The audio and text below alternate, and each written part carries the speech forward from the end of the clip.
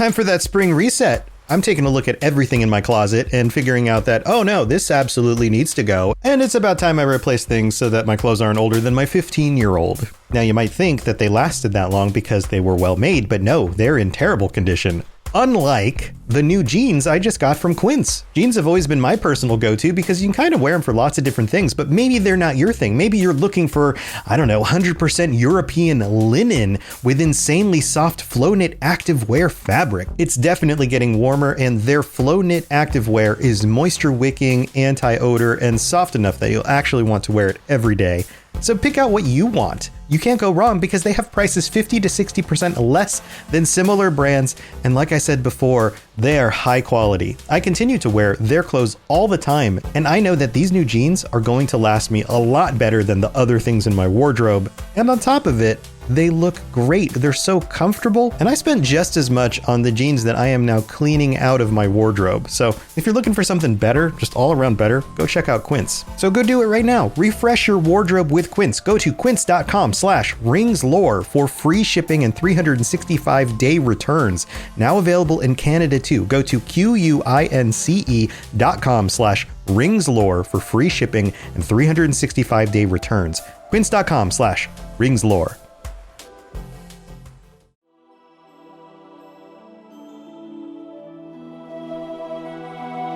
Welcome to the Lord of the Rings Lorecast, the show that explores the background of Tolkien's amazing world from the very beginning.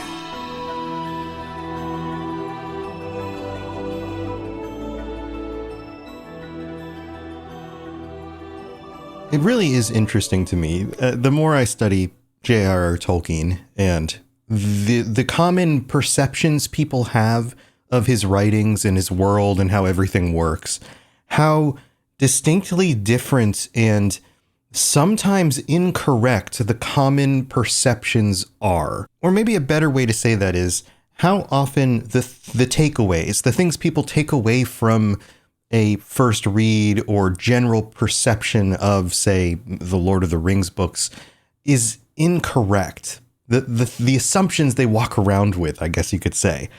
And this isn't me being, putting on my glasses and being, well, actually, this is me being one of those people who had those same misconceptions. And somehow I don't know if it's a social construct that we all just walk around with and we hear somebody else say and we go, yeah, that sounds right. And then we start carrying it too. Or if we all just walk away from the writings for the first time with misunderstandings because of assumptions that we make in our own minds. Here's an example. And we talk about magic all the time. So much of what we perceive of magic in fantasy comes from these works and the works that were directly inspired by these works. Things like Dungeons and Dragons. The use of magic in Dungeons and Dragons is actually more influential in our modern day understanding of the way magic works in fantasy, which now is in all sorts of things like other types of literature and video games and movies and that kind of stuff. But when we go back, like we've discussed so many times, and actually look at the way magic is used in these books, it's not like that at all. Gandalf doesn't just summon fireballs from nothing and toss them at his enemies. He wills reality to bend to his influence, but he only has so much control over it. Similarly, Sauron does the same thing. He bends his will towards a goal. He wills things into not exactly existence, but to become more accurate, to become more true than they previously were. He wants the ring to return to him, so he bends his will in order to get the ring to return to him, sometimes through actual physical actions like sending his minions out to go find it, but also just from the sense of forcing his will into the world to will it into existence. And existence is still not the right word there, but you get where I'm going. We're going to discuss some of that in today's episode, but there are other details that people walk around with. This idea that Tolkien describes trees for 3 pages of a book and then finally gets back to the details. And I've made jokes about that as well, but it isn't as accurate as we would assume. It's not as bad as people make it out to be. In fact, it's actually very limited, the amount of times he spends describing the environment. And if you're one of the patrons, I will be addressing that in our bonus episode this week, so I'll go more into detail there. But there's one other thing I want to point out, and it has to do with the very beginning of the section that we're discussing this week. And it has to do with pity and staying your hand and the fact that Bilbo did not kill Gollum. And it has to do with violence and warfare and all of that. And this seems to be another one of those things that people walk around with, this idea that this is a medieval fantasy, and in a medieval setting, people are more barbaric and violent. And sure, there's a lot of violence. Even in The Hobbit, there's a lot of violence. But most of the time, the violence is either perpetuated by dark and terrible evil people, or in defense of the protagonist, for example, Bilbo fighting off the spiders or something like that, against creatures that are, well, not exactly other people. They're more animal than they are person, although they do seem to have internal monologues and awareness of themselves. But I would argue that the violence is not gratuitous. The violence, especially when it comes to the peoples of Middle-earth, the men and the elves and the dwarves, is a last-ditch effort to save themselves. How many times do we actually see a hero go out of their way to attack anyone rather than defend themselves? The choice of violence to the civilized peoples of this world is a last choice. And most of the people of Middle-earth will have never killed anyone ever. Many of them are farmers and may have killed livestock in order to feed themselves, their families, and their communities, but that's not the same thing. So when we look at the question of, well, why didn't Bilbo just kill Gollum? Sure, Gollum seems like a monster, but Bilbo just interacted with him in a way where, yes, he was afraid for his life. This thing seemed like it wanted to eat him, but he also recognized something very similar inside this creature, the remnants of another person, very, very much like himself. Somebody who could actually do riddles and had similar memories and a similar cultural heritage. So keep that in mind when we discuss this, because the question of why didn't he kill Gollum really isn't a question. The question is more like, would you have been able to take somebody else's life? Defend yourself, yes. But actually murder in cold blood while sneaking up invisibly behind him? Most of us wouldn't have been able to do that. I mean, genuinely consider it. Would you have been able to do that? And it's so easy to think about something abstract and it not actually happening right now, not actually being in the real situation. But if you were really there and the doorway was ahead of you, you were invisible, you knew you could jump over him, would you have killed Gollum, or would you simply have avoided him and run away? Time and time again, the people Tolkien writes about make very human decisions. And the world isn't some generic medieval fantasy where people are more barbaric. In fact, if you study history, yes, there are terrible things that happen historically. Kings get assassinated and murdered, and sure, there's all sorts of court intrigue. But the average person, their life was not that different than it is today. In regard to personal safety and willing to do violence, people are people, and Tolkien understands that. So we'll get into a few more of these things in more detail in this episode, but keep those in mind.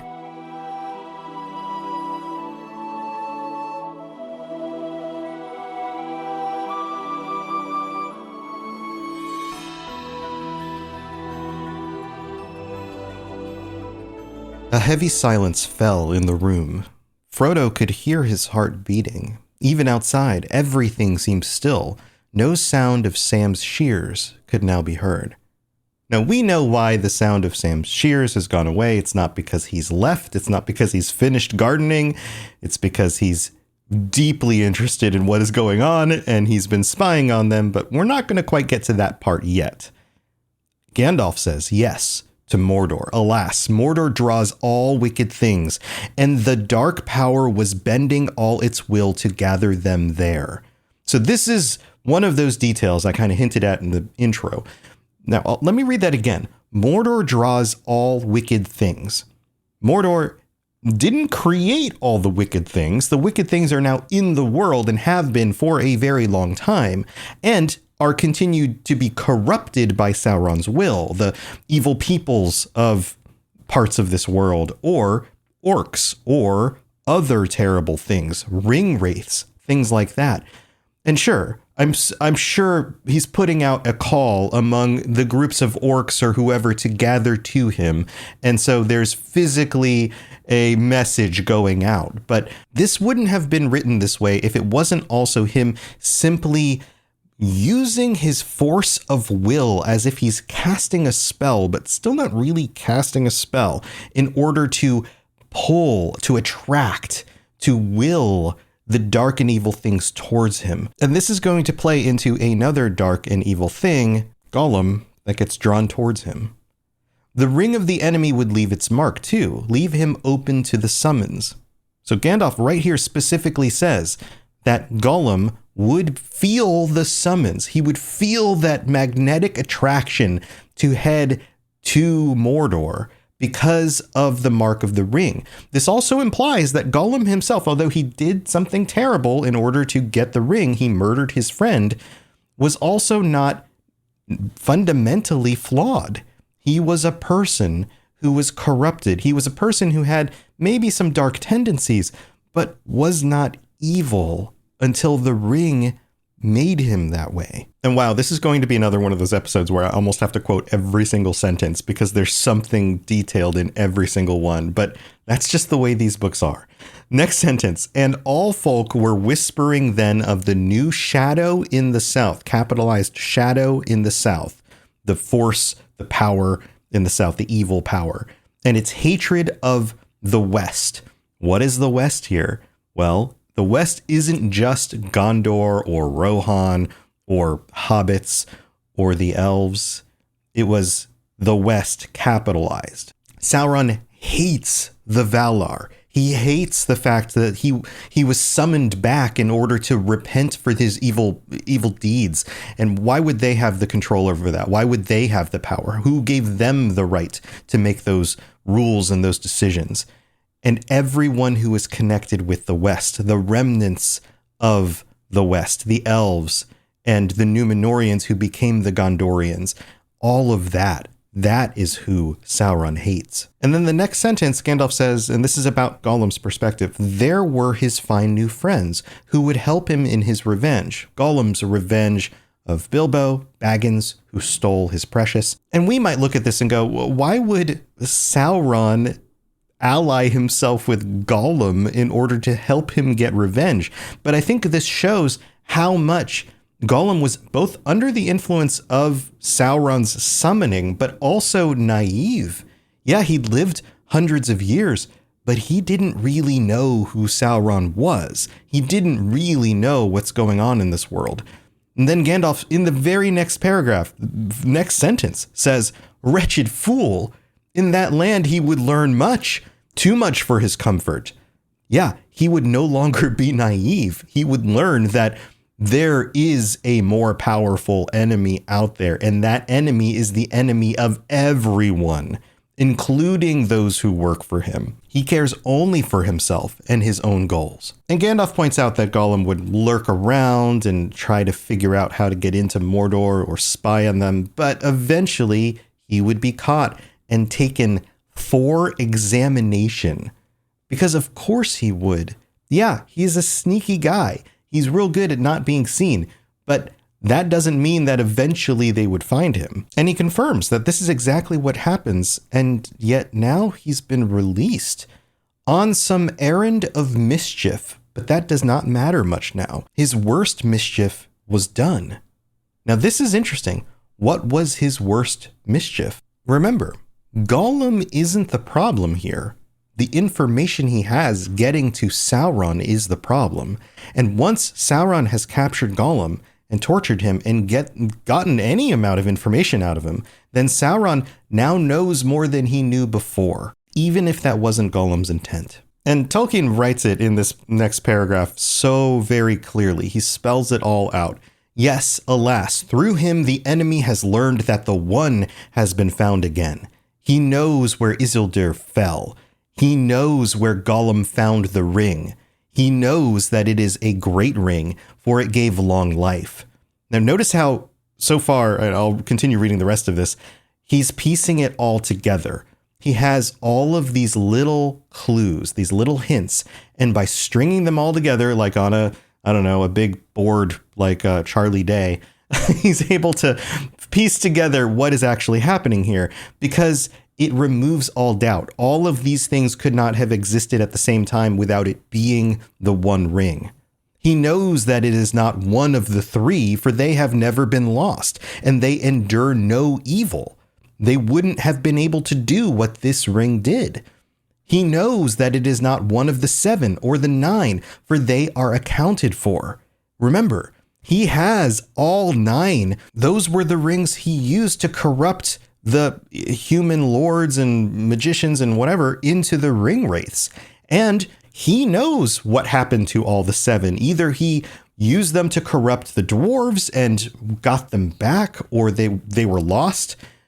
And nobody else knows exactly where all of those are, but Sauron does. He knows it is the one, and he has at last heard, I think, of hobbits and the Shire.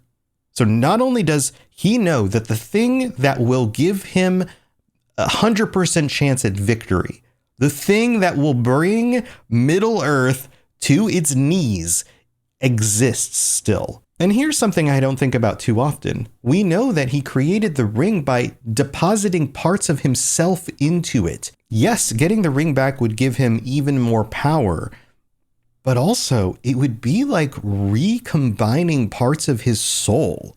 And that doesn't get talked about very often, and I'm not sure that's really a thing that Tolkien thinks about very much, but it makes me wonder, does he feel broken? Does he feel divided? Like there's a piece of him missing? Probably. But more importantly for Frodo's concern, he knows about the hobbits, he knows about the Shire, and he knows about Baggins. The very next paragraph. The next paragraph, Gandalf explains that he is, in fact, seeking for the Shire now and may have already found it. Now, that may sound a little bit weird. Why would he not know where the Shire is? Doesn't he have a map? But again, this part of history, this time in the world, maps weren't complete. They didn't have every single people group, every single settlement that people were at on them. They had major locations, and the maps were designed by people from different locations with the places that they deemed important enough to put on the map. Also, the Shire doesn't really go out into the greater world.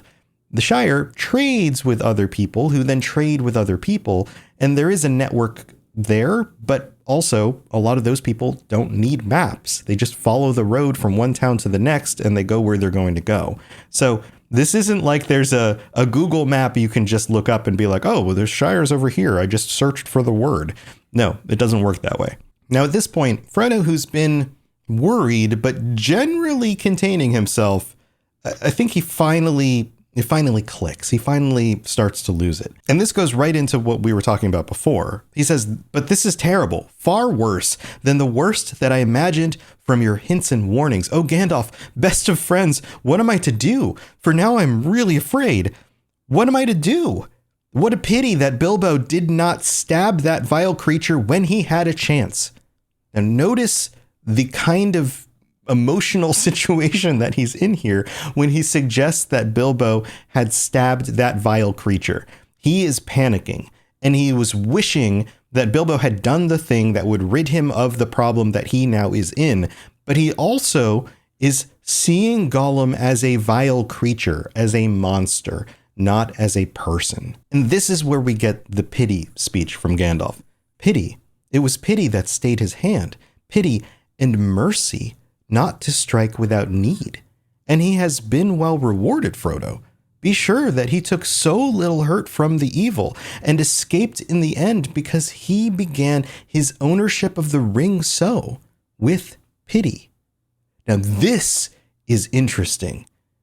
There are a few different layers here. First and foremost, he had no need to kill Gollum. There was no need to defend himself. And on top of it, he saw the creature and he saw the tortured individual inside. He pitied him and he had mercy for him. Now remember, Tolkien was a Catholic, mercy is a very important word. It's a very important concept to him and his worldview. Mercy is something that comes from God. And it's something that when humans display mercy, that they are imitating the divine. That is one of the most good, with a capital G, things a human being can do, is to show mercy. So by being merciful, he was, in Tolkien's mind, being like God. He was living like God in this world. And by firmly placing himself in such divine inspired kinds of actions and perspectives, the evil of the ring could not take root as firmly. This is Gandalf's justification, without actually saying it, for why Bilbo was able to give up the ring and nobody else would have been able to do so. It's as if Bilbo is a saint. He is doing and being good in a very real sort of way, in a way in which even the evil of the ring had a hard time penetrating. I hope I'm describing that clearly, because it is kind of an odd concept. So Frodo understands he kind of stepped too far. He says, "I'm sorry, I was frightened, but I do not feel any pity for Gollum." And then Gandalf explains why that is. He says, "You have not seen him." And then Frodo responds, "Well, no, I don't want to." And flat out says, "I can't understand you." He's being honest here. He is not of the perspective. He's not in the situation in order to understand what is actually going on. But also, he's not sure why they would decide to let Gollum live. He says, "Do you mean to say that you and the elves have let him live on after all those horrible deeds? Now, at any rate, he is as bad as an orc or just an enemy. He deserves death." Frodo is trying to justify that they have the wrong perspective, that mercy on Gollum is the wrong thing to do. He's dangerous. He's thinking from a self-defensive standpoint. He's also assuming that Gandalf or the elves, being that they are wise and great, would have the authority to choose the life or death of another individual. And he's not assuming this because he's evil. Frodo's not evil. He's naive. Much like Gollum was about Sauron, he doesn't fully understand the morality of the things he's discussing here because he's never been tested yet. Gandalf responds, "Deserve it? I dare say he does. Many that live deserve death, and some that die deserve life." So Gandalf's like, it's not a matter of if somebody deserves it, if they did something bad and therefore deserve some sort of punishment because they're being bad. That's not the point. His next line is, "Can you give it to them?" Basically, do you or anybody else have the authority to actually follow through with that? You might be 100% sure that death is the thing that that individual deserves. But what gives you the right to take someone's life is basically what he's saying here. Then do not be too eager to deal out death in judgment, for even the very wise cannot see all ends. I have not much hope that Gollum can be cured before he dies, but there is a chance of it. There's always a chance, and a chance is worth it in Gandalf's mind. And he is bound up with the fate of the ring. My heart tells me that he has some part to play yet, for good or ill, before the end. Now, this might be confusing to you. You might think, well, if Gandalf thinks that he's tied up with the events of the ring and will do more bad, even if there's a chance he might do more bad, which could lead to the destruction of all Middle-earth by Sauron, then wouldn't it be worth taking the risk of just eliminating Gollum in order to make sure that that bad version of things doesn't actually play out? But remember, Gandalf believes in Eru Ilúvatar. He doesn't bring it up here, but he and many of the Valar and the Maiar understand the way the world was constructed, the song of creation, the ways that Eru Ilúvatar changed the melody in order to compensate for the evils. In Gandalf's mind, it's not a matter of, is Gollum going to live on and do bad things? It's, does Gollum still have a part to play in the song? because regardless of if he has good things to do or bad things to do, Gandalf knows that the song, the story of creation, works out in the end. He has faith that by doing good, by being who he's supposed to be and allowing everyone else to play their role, the story will work out in the end. And we know that at the end of the story, the ring wouldn't have fallen into the fires of Mount Doom if it wasn't for Gollum still there, still wanting to get it back. And Gandalf points this out already. He says, "And he is bound up with the fate of the ring. My heart tells me that he has some part to play yet, for good or ill." And isn't that exactly what happens? And when that comes, the end, the pity of Bilbo may rule the fate of many, yours not least. Gandalf is revealing the end of the story before we're even there. In any case, we did not kill him. He is very old and very wretched. The wood elves have him in prison, but they treat him with such kindness as they can find in their wise hearts. Which is a funny comment. Gandalf realizes that the elves don't always make the wisest decisions, but for the most part, they're doing okay, and they haven't killed him yet. So they're still on the side of good here. Now, also, we know that he escapes, that the wood elves have him as prisoner, but he gets out. But then Frodo responds, and he starts to take this in. It starts to make a little bit of sense, or at least he's willing to move on, and says, "All the same, even if Bilbo could not kill Gollum, I wish he had not kept the ring. I wish he had never found it, and that I had not got it. Why do you let me keep it? Why don't you make me throw it away or destroy it?" And Tolkien is smart here because he's making Frodo do the thing that any of us would have done. All of us would have thought through these things in those steps. Well, why didn't he do this? Well, why didn't he do this? Well, since he did that, why don't we do this? He's thinking through all the steps in order, which is part of processing this type of thing. It makes sense. Now, Gandalf responds and says, "Let you, make you? Haven't you been listening at all to that I have said? You are not thinking of what you are saying." Basically, I've given you all my justifications and I'm not going to make you do it. Don't you realize that taking someone's life is making them do a thing, is choosing for them, and I'm not choosing for other people. I'm allowing them to make their decisions. But okay, you're going to get this eventually. And then he describes that like throwing it away obviously is not going to work. He says, "These rings have a way of being found. In evil hands, it might have done great evil. Worst of all, it might have fallen into the hands of the enemy. Indeed, it certainly would, for this is the one, and he is exerting all his power to find it or draw it to himself." And again, it's not just orcs walking around looking for stuff.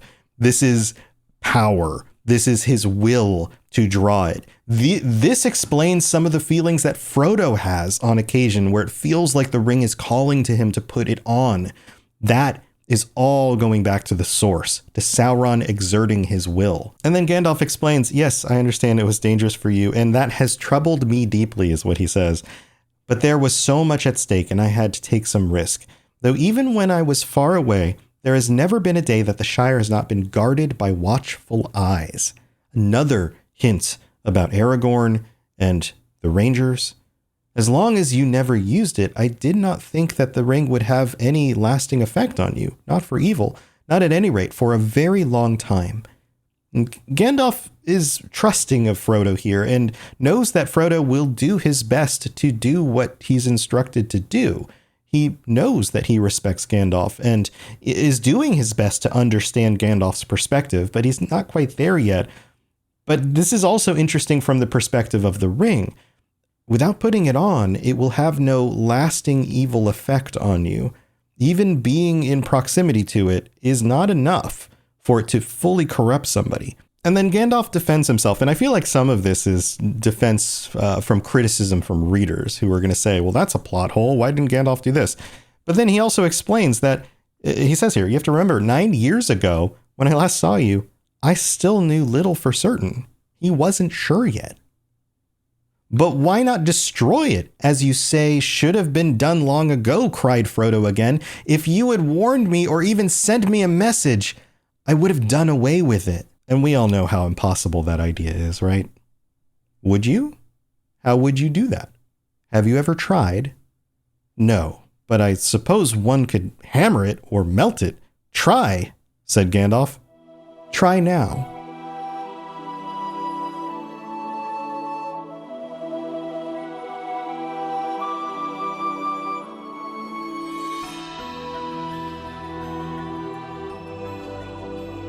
Thanks again for being here, and thanks again to all of our patrons, everyone who helps support the show and keep this going. Shout outs to our newest patrons, Fox345 and Big Tasty. Welcome to the Patreon. Also, and I know I only bring up other things every so often, but we've been having a lot of fun with Retro Recall. If you are into retro video games, go check out Retro Recall. We've been talking about some really fun games and also some really terrible ones. Do you remember Myst?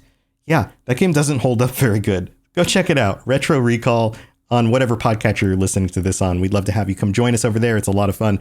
Also, thanks to our VIP patrons, patreon.com/LOTR Lorecast helps support the show, and you can get shout outs every week like our VIP patrons. Also, you can leave a review on Apple Podcasts or leave a nice comment on Spotify or join us on the Discord. There's lots of ways to get involved. Here, let's get through the list real quick. We're going to wrap this up.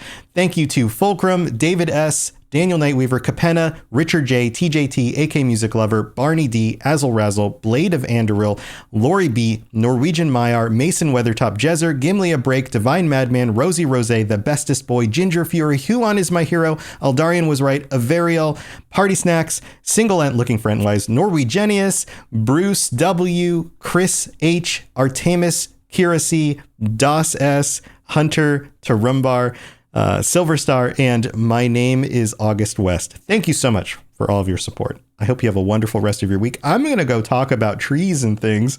This will be fun on the bonus episode, I promise. I'll see you over there if you are one of our patrons. Otherwise, have a great week and stay safe out there. I'll see you next time. Thanks for listening to the Lord of the Rings Lorecast.